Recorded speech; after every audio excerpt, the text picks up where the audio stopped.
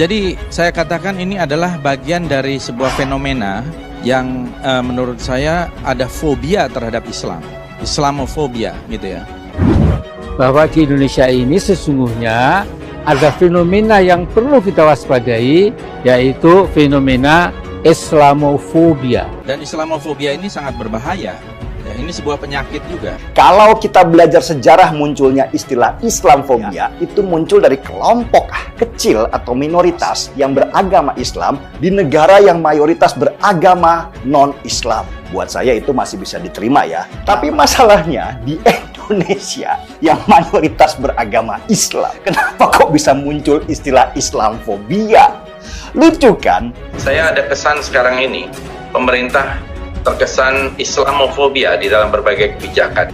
Bagaimana saya anti-Islam? Saya Muslim, tiap hari juga selalu dengan ulama, dengan kiai. Minggu ketemu juga dengan habaib, dengan ustadz. Yang anti ulama di mana?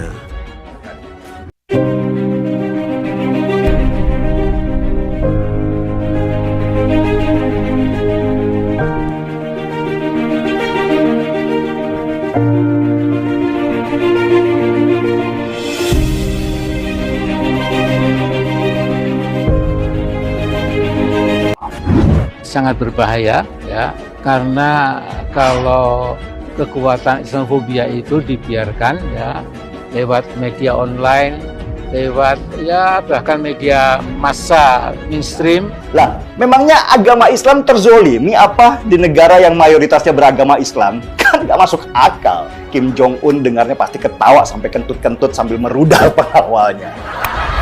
Kemudian juga langkah dan gaya segala macam dikerjakan oleh rezim itu memang sepertinya itu bernilaikan Islamofobia, maka ini harus kita hentikan.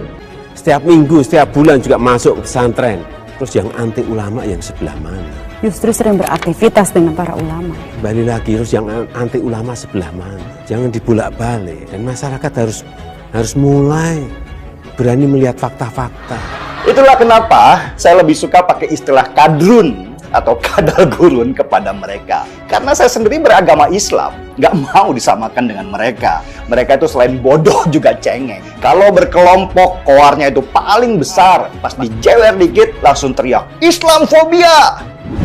Jadi harapan saya selalu ya, supaya tokoh-tokoh Islam dari kalangan manapun menyadari masalah ini, karena memang yang dicontoh oleh rezim kita ini nampaknya itu memang sangat dekat ya, hubungan spiritual, hubungan politik, hubungan ideologis ya, mungkin saya bisa keliru ya, dengan RRC. Perjalanan ini harus dilihat betul. Jangan menerima kabar-kabar yang diambil dari media sosial yang belum dicek, belum di cross check Faktanya. Yang pasti, saya dan banyak teman-teman saya yang beragama Kristen, Katolik, Buddha, dan Hindu gak pernah tuh merasa ada Islamfobia. Kami hanya merasa kadrunfobia atau ketakutan berlebih pada kadrun. Mungkin bukan takut sih, lebih tepatnya jijik, seperti jijik pada kecoa.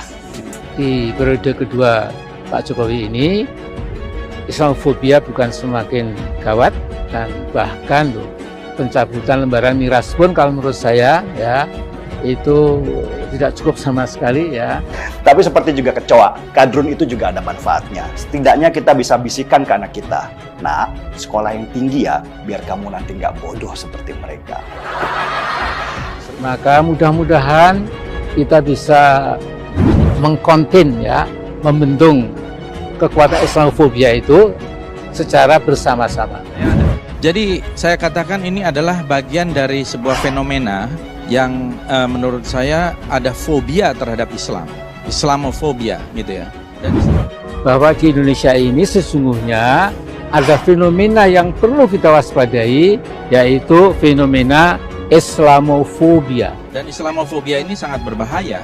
Ya, ini sebuah penyakit juga. Nah, tentu kalau labeling itu tadi mengandung kebenaran, maka pasti tentu lembaga yang bersangkutan tidak akan memasukkan Pak Jokowi. Jangankan pada 50, pada 500 pun kan tidak. Nah, menarik buat saya, karena kalau kita kaitkan dengan figur-figur yang sebelumnya, yang biasa masuk, umumnya kan Ormas Ya. NU, Ormas Muhammadiyah, termasuk juga Habib Lutfi bin Yahya gitu ya.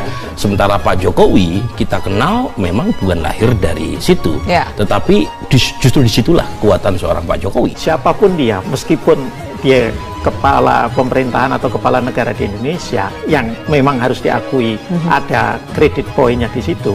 Kalau kebijakannya memang benar-benar anti-Islam, seperti yang sebagian masyarakat di sini itu melihatnya, melabelingnya, ya itu dilihat oleh Timur Tengah seperti itu, saya yakin nggak akan masuk dalam 50 besar.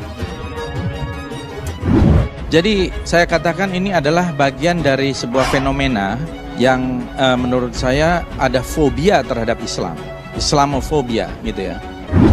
Bahwa di Indonesia ini sesungguhnya ada fenomena yang perlu kita waspadai, yaitu fenomena Islamofobia. Dan Islamofobia ini sangat berbahaya.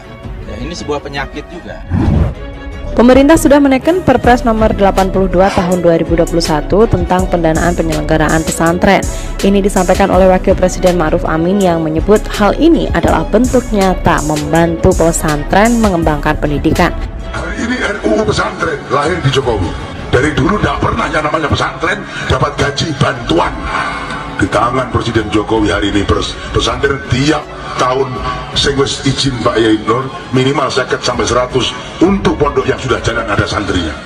Penerbitan Perpres tersebut menurutnya sangat membantu pesantren di daerah untuk terus berkembang sekaligus wujud komitmen pemerintah dalam membantu pendidikan di pesantren. Jadi kalau ada juga orang mengatakan ini Presiden kurang perhatian terhadap Islam, saya rasa hentikanlah. Presiden kemudian sampai awal dewa bosok maturu pernah pesantren untuk bantuan orang ceritanya dianggarkan khusus RUU pesantren. Hari santri yang memerdekakan Indonesia tidak pernah diakui, disembunyikan. Di pemerintahan Jokowi 22 Oktober menjadi hari santri. Presiden Joko Widodo menyebut ada tudingan padanya yang disebut tidak pro terhadap Islam. Mantan Gubernur DKI Jakarta itu pun mengaku heran. Dari hampir setiap minggu masuk pondok pesantren dengan ulama, dari santri yang membuat perpresnya juga saya, yang tanda tangan saya. Kalau dibilang anti ulama, anti Islam, kan bolak-balik kayak gitu-gitu ya. Kalau kita gampang percaya, akan berbahaya sekali kan. Ini hanya tujuan politik bukan yang lain-lainnya. Ya, kita bersyukur ya setelah ada undang-undang tentang pesantren, baru beberapa hari yang lalu itu sudah ada perpresnya tentang dana abadi pesantren. Ya, saya kira itu sudah jelas sekali ya bahwa narasi anti-Islam terhadap Jokowi ini saya kira tidak berdasar dan lebih banyak didasarkan pada kepentingan politik yang kemudian menciptakan narasi yang manipulatif begitu ya.